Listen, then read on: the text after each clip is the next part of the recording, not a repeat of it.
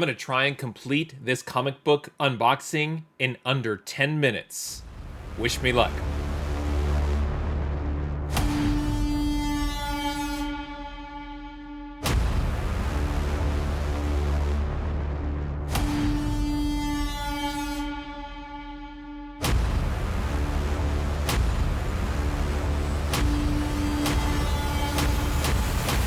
Hey there, today I have an unboxing video, and in this video I'm going to unbox an order of comics that I placed on the online selling platform Atomic Avenue from a seller that I haven't ordered from very frequently, but decided to place this order specifically for 5 comic books because there was one book in particular that I've been after for a long time.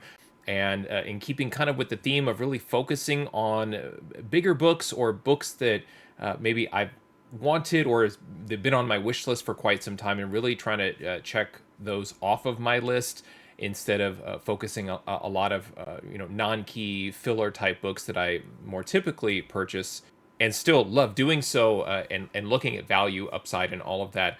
But what I kind of go back and forth on is, do I want to focus on acquiring these books at auction, or do I want to just buy from online stores straight away? And honestly, when I get kind of burned with one, I look at the other. If I place an order from Mile High Comics for a bunch of books in very fine condition and they come back in worse shape, I go right back to the auctions. And then when I don't want to deal with the hassle of auctions and getting sniped at the last minute, I feel like it's a much more rewarding and relaxing experience just to kind of search online at my own pace, finding the specific books that I want and trying to find the best price or negotiate with the seller and so on. So I want to get to this unboxing, and yes, I'm going to try and go end to end, full unboxing, show you the books that I picked up from the seller, show you the order summary, and I'm going to do it all in under 10 minutes, I promise. So here we go. All right, here is the shipment of comics that I received from the seller Mark M on Atomic Avenue. I did have to pay for shipping on this one, and it was sent media mail. This is something I think that frequently happens on Atomic Avenue, so just be aware that a lot of the sellers will charge you the full USPS ground rate, and then they'll use media mail to try and save a couple of dollars. There's really nothing you can do about it. You can ask the seller to ship it appropriately, but they just will continuously use media mail. However, this shipment arrived safely, was not unpacked or opened by the post office, so I'm going to go ahead and open it up.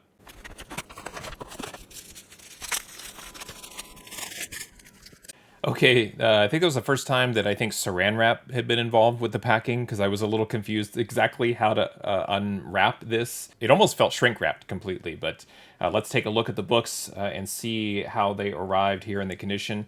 And the first one is Iron Fist, number 9. This is from 1976. Cover art by Dave Cockrum. These early Iron Fist books are interesting because you have creators like Dave Cockrum, Chris Claremont, John Byrne on these books. All of these books that I picked up were listed in near mint condition, and of course I didn't ask for scans. You can see right here a lot of the color breaks on this one. It's nowhere near mint, not even near mint. I think that's what I just said. And already, as soon as I look at this book, I want to go back to the auctions that I typically participate in and purchase from them directly, because this is not near mint. However, I do feel like I do factor in the risk if the book doesn't work out to be in that condition, so that I'm not overpaying necessarily, but I'm a little concerned about the big book that I did pick up in this order. But nevertheless, Iron Fist number 9, really great Dave Cockrum cover art there.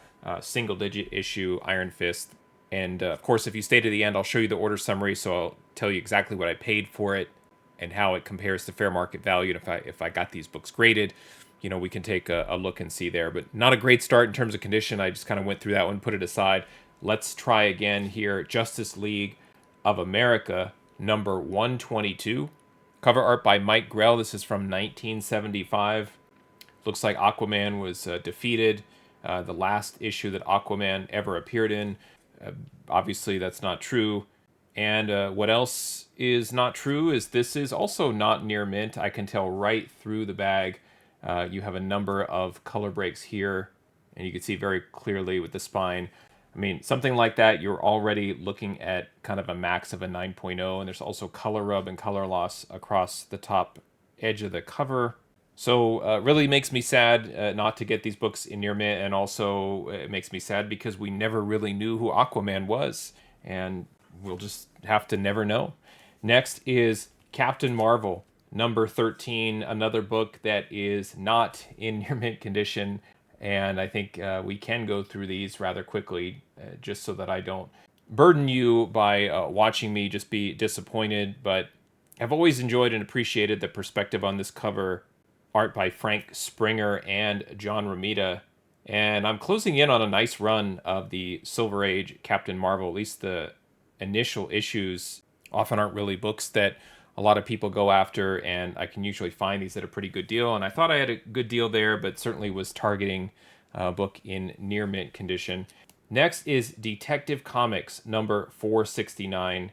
Now, this one looks to be in a little bit better shape. I do see some color breaking ticks here, but not as bad as the others. I would say these are more of the kind of the hairline variety, but you can still see that they break color, and it looks to me like there's about 6 of them. I've always loved this. We've got Dr. Phosphorus. This is his first appearance and first cover. So that's always kind of neat. And one of the things that drew me to this book was the animated series by DC, the Creature Commandos came out, and Dr. Phosphorus was in that. And I thought he was a really great looking character. It looked like he's going to have a lot of fun with the team of the Creature Commandos. So I'm looking forward to checking that out. But just had a really interesting design and aesthetic. Like you could think of like Ghost Rider and, Flaming Skull, leather jacket, motorcycle, probably one of the best character designs. And Dr. Phosphorus has some of that going for him as well. So I'm interested to see how the animated series turns out. Now, the last book is the big book. I won't dwell on it, but it is a book that, frankly, I think the art was ahead of its time, because every time I see the cover, I feel like, wasn't this just released not too long ago? But no, in fact, it is Superman number 233. It is a 15-cent cover with cover art by the legendary Neil Adams. And this was a book that I've seen and I've looked after for quite a while, and it was listed in near mint. Again, this book is not near mint. It's not even close. Already down here, the corner is soft and experiencing some paper loss, a number of color breaking ticks, and also color rub in here. But it is a very strong high grade copy. And again, what I end up doing is kind of playing with the values and playing with the ranges to just kind of protect myself, because I understand that not every seller understands how to grade, knows how to grade, is educated on grading. Also, a lot of sellers, they just want to sell the books. Meaning they'll list them at a higher grade, but then for a little bit of a lesser price. So if you look at Superman, like I'll show you right now what I paid for this, and you're like, well, you're not really paying near mint value for it. Like the price of this book, if it were truly in like a 9.4 and somebody had it for sale, would be much more than you paid, and you'd be absolutely right. But the point is that I try to factor in that buffer just in case the seller is wrong about their assessment. So it all ends up kind of evening out. But let me show you the order summary. I'll show you what I paid for these 5 comic books. Love them. I think they're great. I love getting the first appearance of Dr. Phosphorus before that Creature Commandos animated series comes out. I'll show you what I paid for these, compare them to fair market value, and then you can decide for yourself how I did. So here is that order summary. All right, here we go. Here is the order summary, the full breakdown of this 5 comic book order that I placed on Atomic Avenue from the seller Mark M. I was invoiced $306.44, was also charged $13.44 shipping on that $10 media mail shipment from USPS. And if we look at the total raw value add, this order has the potential to add $270.56 of value to my collection when I compare it to the cover price fair market value. And as you can see, all 5 of these books were under fair market value based on what I paid. And almost all of them, except for Detective 469, were about half of what cover price was listing. Now, the cover price fair market value, it's the highest value regardless of grade, because again, the thought process is, well, if I'm buying them in near mint, it's about the highest grade you can get raw. Yes, there are 9.6s and 9.8s of raw books, but typically folks get those books graded. So it appears to be a lot of positive value, but if I plug in the grades for these, and let's just say 9.4, because that's what they were listed at as near mint, then we'll start to see that, yes, the raw value ad is holding up at $270.56 total. But then what's interesting is we can add this CGC value into the mix. So if I were to send all of these 5 near mint books off to CGC and they came back in near mint 9.4, I would add almost $1,500 of value, and that's really being carried by Superman 233 that I paid about $178 to acquire. In a 9.4, it is worth about $350. So you can see there's a tremendous upside. However, that one probably, honestly, all of them, I would probably just give an 8.0 at first glance to all of them. So let's take a look at the more realistic grade at an 8.0 for all of these. And then we get into, this territory where this is probably typical, where you've overpaid for condition, about $95 of value being taken away from my collection.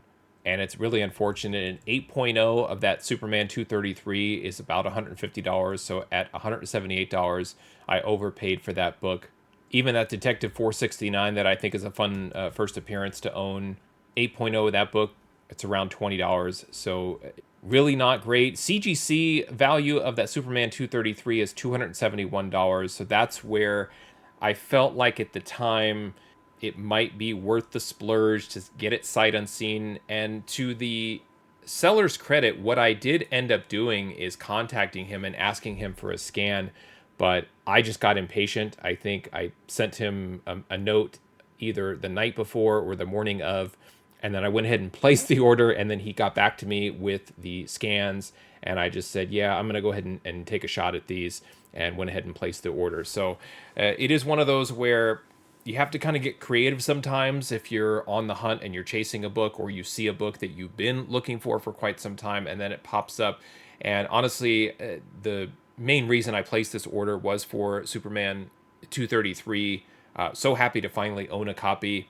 And I knew the getting it in a 9.4 for that price was too good to be true. And again, this is kind of what happens, right? I paid what I thought was a pretty good amount of money for a near mint copy, but it was probably priced more like a very fine or a very fine minus. And then I ended up paying fair market value. And sometimes that's just kind of how sellers operate, and that's how things go. But this is now back-to-back unboxings where I didn't get the books in the condition that I had expected, and ended up overpaying because the books were overgraded by this seller and previously by Mile High Comics. So now I'm going to probably swing back and look at auctions and scrutinize scans so that I can have more control over my expectations for condition. Let me know what you think about these books. Buying online, there's always some risk. There's always challenges and mystery in dealing with various sellers and their grading skills or lack thereof. But this is why I do what I do. I catalog all of this.